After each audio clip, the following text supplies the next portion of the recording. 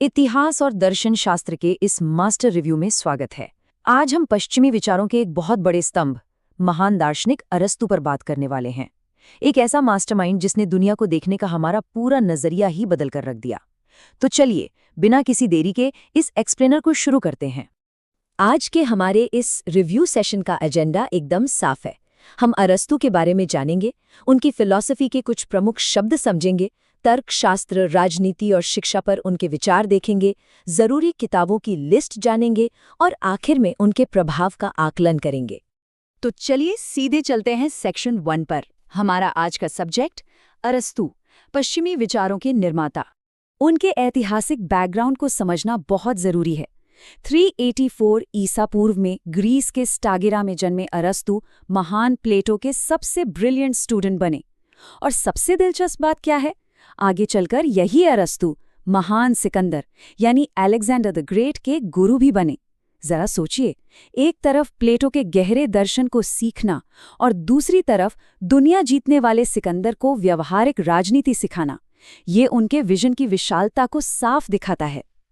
अब आते हैं सेक्शन 2 पर, प्रमुख शब्दावली। ये वो फिलॉसॉफिकल टर्म्स हैं जो एग्जाम के लिए बहुत अहम हैं। सबसे पहला सिद्धांत जो हमें याद रखना है वो है एम्पिरिसिज्म, यानी ज्ञान का स्रोत हमारा अनुभव है। अरस्तू से पहले कई लोग मानते थे कि सच्चा ज्ञान सिर्फ ख्यालों या अमूर्त दुनिया में है, लेकिन अरस्तू ने कहा बिल्कुल नहीं। उनका मानना था कि इंसान सिर्फ अपने अनुभवों और दुनिया को ऑब्जर्व करके ही सीखता है। हम जो देखते हैं, सुनते हैं या महसूस करते हैं, बस वही हमारे ज्ञान का असली बेस है। दूसरा बहुत ही जरूरी शब्द है द गोल्डन मीन या मध्यम मार्ग का सिद्धांत। ये थियरी बिल्कुल सीधी सी बात कहती है कि लाइफ में परफेक्ट बैलेंस होना ही हमारा अल्टीमेट गोल है।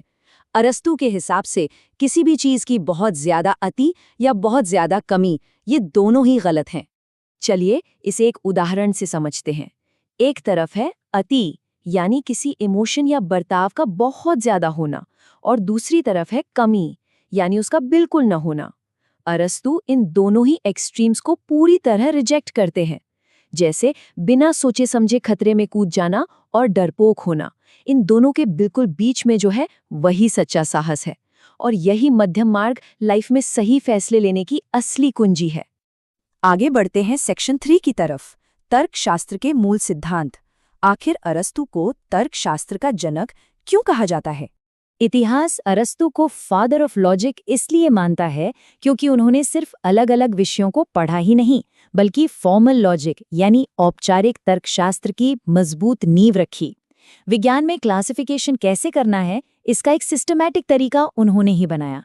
उनका निगमन तर्क या सिलॉजिज्म का आइडिया बड़ा कमाल का है, जहां दो फैक्ट्स को मिलाकर एक नया कंक्लूजन निकाला जाता है।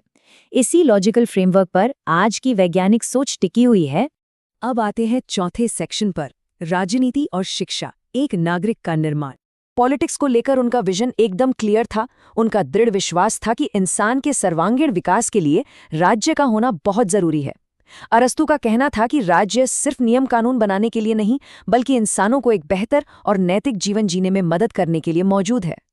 मानव जीवन और राज्य की संरचना आपस में गहराई से जुड़े हुए हैं, और इसी सोच से जुड़ा है उनका एजुकेशन पर नजरिया। अरस्तू के लिए एजुकेशन का अंतिम मकसद सिर्फ जानकारी रटना नहीं था।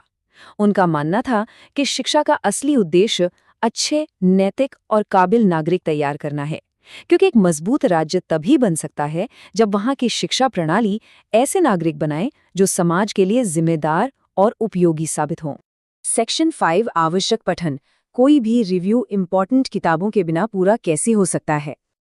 अरस्तू के ज्ञान का दायरा कितना बड़ा था, ये उनकी इन 3 अहम किताबों से पता चलता है। पहली है पोएटिक्स, जिसमें कला और काव्यशास्त्र की बात की गई है। दूसरी है पॉलिटिक्स, जो राज्य और गवर्नेंस पर फोकस करती है।